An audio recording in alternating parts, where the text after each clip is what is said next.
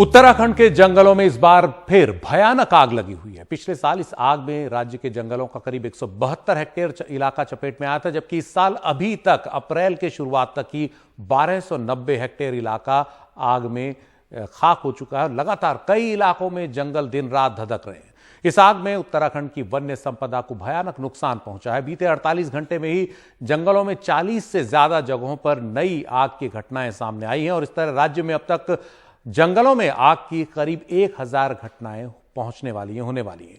आमतौर पर उत्तराखंड के जंगलों में आग लगने की घटनाएं फरवरी से जून तक ज्यादा होती थीं और सबसे ज्यादा घटनाएं मई और जून के महीने में होती थीं, लेकिन इस बार सर्दियों में बीते नवंबर से ही जंगलों में आग की घटनाएं सामने आ रही हैं और जानकारों के मुताबिक इसकी एक वजह तो यह है कि सर्दियों में इस बार बारिश काफी कम हुई, जिसकी वजह से जंगल काफी सूखे थे, शुष्क थे, घास सूखी हुई थी और जरा सी चिंगारी भी बड़ी आग में बदल रही थी।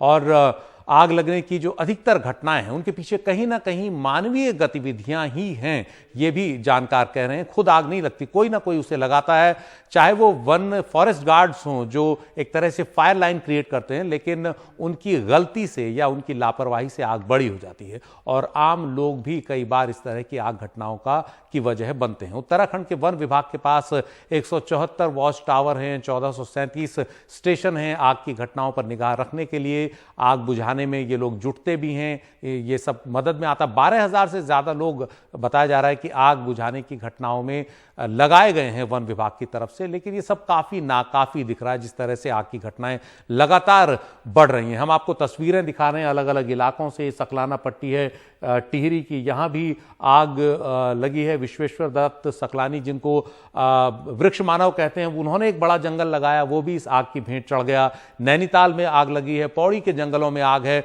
जहां आप गाड़ी लेकर के जाएं, आपको उन जगहों पर दिन रात इस तरह से आग धधकती हुई दिखाई देगी और इसकी वजह से इन दिनों पहाड़ में अगर आप जाएंगे तो दूर तक धुआं सा फैला हुआ है, आपको दूर तक दिखाई नहीं देता।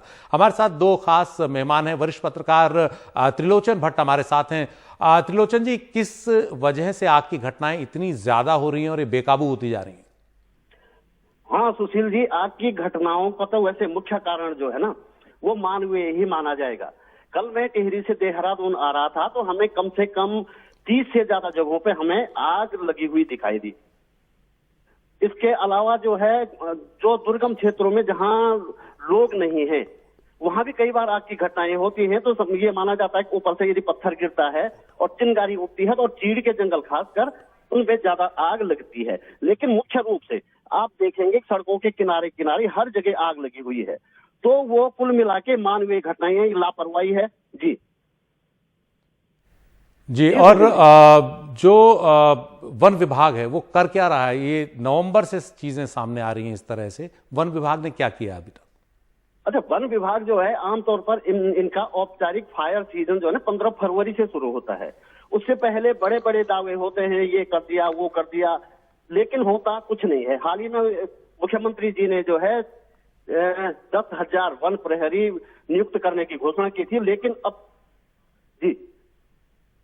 लेकिन अभी तक वो नियुक्तियां हो नहीं पाई हैं। ये भी एक बड़ी वजह है।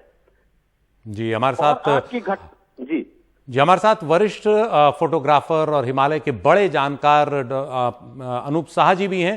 साहा साहब, आप भी काफी समय से लगातार सोशल मीडिया पर चिंता जता रहे हैं, अधिकारियों को फोन कर रहे हैं, बता रहे हैं कि किस तरह से नैनीताल, उसके आसपास कुमाऊं के इलाकों में भी आग लगी हुई है। आपकी इन बातों का क्या वन विभाग पर कोई असर कहीं दिखाई दिया? और कितनी आपने विगत 40, 50, 60 साल से आप देख रहे हैं हिमालय में, इस तरह की जो आग है पहले भी क्या आपको कभी दिखाई दी है? नहीं, इस समय जो आग लगी है वो सबसे भयावह है। एक तो आपको मैं बता दूं, हमें एक हिमालय की अक्टूबर नवंबर का हम इंतजार करते हैं कि अच्छी हिमालय की फोटो मिलेगी, लेकिन इतना कोहरा और धुआं भरा हुआ है, हम एक क्लिक नहीं कर पाए। आप इससे सोच सकते हैं कितनी भयानक स्थिति है। और हमने फॉरेस्ट वालों को कई दफे चेताया कि ये कंट्रोल बर्निंग जो आप कर रहे हैं शुरू में, तो इस पे भी कुछ आप, वो गार्ड को आपने ऑर्डर कर दिया, वो जाके चीड़ के जंगल में, कहते हैं चीड़ के जंगल को वो जला रहे हैं, लेकिन उसका भी आपका तरीका लेआउट है पूरे प्लान में, तो उस ढंग से लगने चाहिए। और दूसरा मेरा ये मानना है, आप गांव वालों से इंटरेक्शन करिए, पहले से उसकी कोई पॉलिसी बनाइए।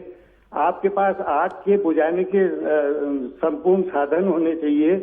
और कई जगह मैं देख रहा हूँ शीतला खेत और कई जगह हम गए, गांव वाले खुद आ रहे हैं, वो आग बुझा रहे हैं, वो खुद चिंतित हैं। और कुछ शरारती तत्व भी जरूर होते हैं जो इस तरह की, लेकिन ये पूरी पॉलिसी को हमें रिवाइज करना पड़ेगा और इसमें एक बृहद पॉलिसी एक नए सिरे से बनानी की कंट्रोल बर्निंग कहाँ तक सही है।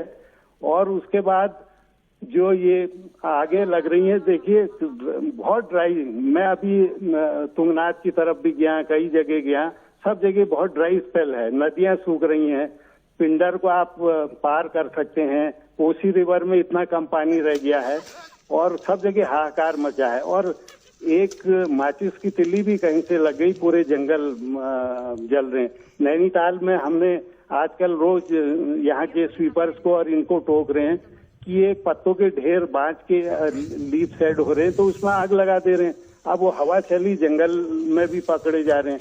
नैनीताल जैसी जगह में पूरा कोहरा धुआं भरा हुआ है, हम सांस लेने में हमें उसकी गंध आती है। तो ये जब एक सब लोगों का एफर्ट नहीं होगा तो मेरे ख्याल से इसमें बड़ा मुश्किल होगा। और शाह जी, एक चीज पूछनी थी मेरे को कि जो को भी इसमें सोचना चाहिए स्थानीय और लोगों से, गांव वालों से, इनसे मीटिंग करनी चाहिए किस ढंग से इसको कंट्रोल किया जाए, क्या आगे की पॉलिसी हो। अब आपने झाड़ियां जला दी हैं, देखिए आजकल बर्ड की मैक्सिंग हो रही है और हम ये जंगलों में जाते हैं तो पूरे झाड़ियां जल गई हैं। आप बताइए वाइल्ड लाइफ का क्या होगा, वहाँ का माइक्रो क्लाइमेट, पूरे जो इतनी डाइवर्सिटी है वो सब बिल्कुल खाक हो जा रही है।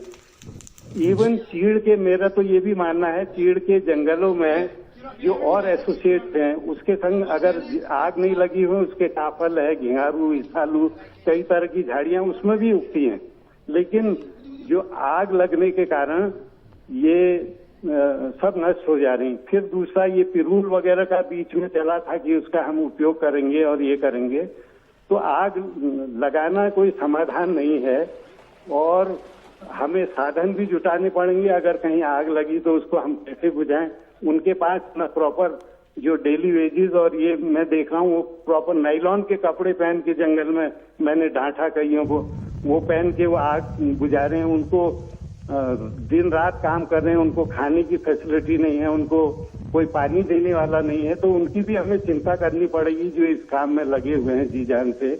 और अपनी आपने सुना होगा पास में कई लोगों की जानें भी गई हैं।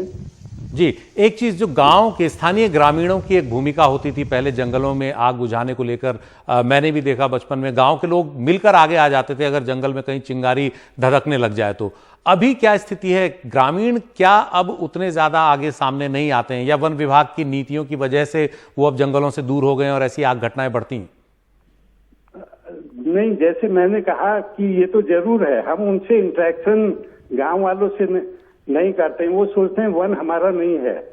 तो जब तक हम, फॉरेस्ट ऑफिसर उनके संग जाएगा, वहां मीटिंग करेगा और उनको समझाएगा। इवन अभी भी शीतला खेत और ये इलाके में मैंने देखा गांव वाले एक आवाज लगाइए सब अपना काम छोड़ के आग बुझाने आते हैं। कई मतलब ऐसी बात नहीं है, वो भी चाहते हैं कि कुछ शरारती तत्व जरूर होते हैं, कोई घास के बहाने सूखी घास मिल जाएगी, कोई ये, तो इस तरह की घटनाएं तो हो ही रही हैं।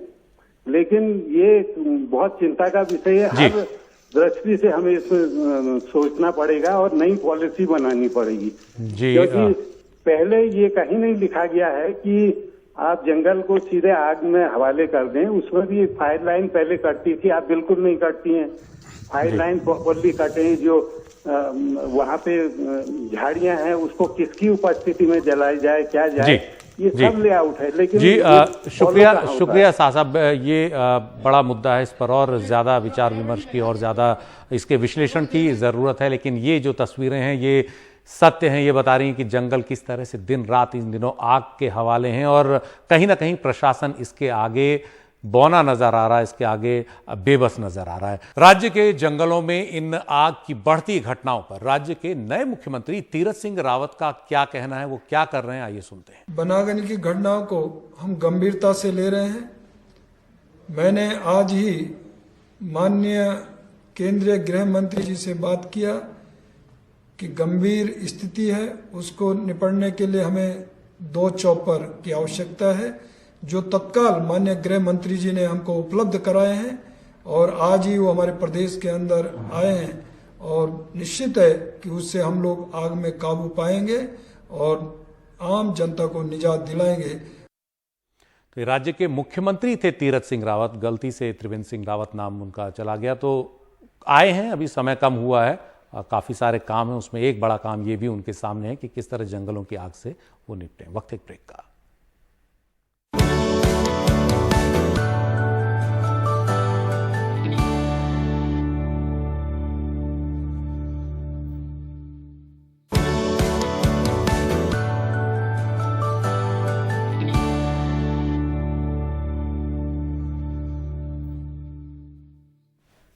और अब बात चुनाव की। असम में तीसरे और अंतिम दौर का जो मतदान है वो 6 अप्रैल को होना है। आखिरी दौर के प्रचार के लिए बीजेपी और कांग्रेस दोनों पार्टियों के स्टार प्रचारक मैदान में हैं।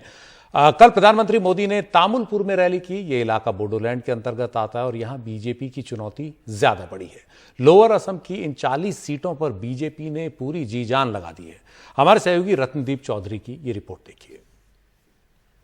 भाइयों बहनों, मेरा आपसे आग्रह है, आपको भारी संख्या में निकलकर मतदान करना है, एनडीए के लिए मतदान करना है। हर हर मोदी। बोडोलैंड इलाके की एक सीट तामुलपुर में प्रचार के दौरान प्रधानमंत्री मोदी को भी एक तरह से एहसास हो गया कि लड़ाई आसान नहीं है और तीसरे दौर में 6 अप्रैल को लोअर असम की जिन 40 सीटों पर चुनाव है, उनमें बोडोलैंड की सीटों पर मुकाबला तगड़ा है।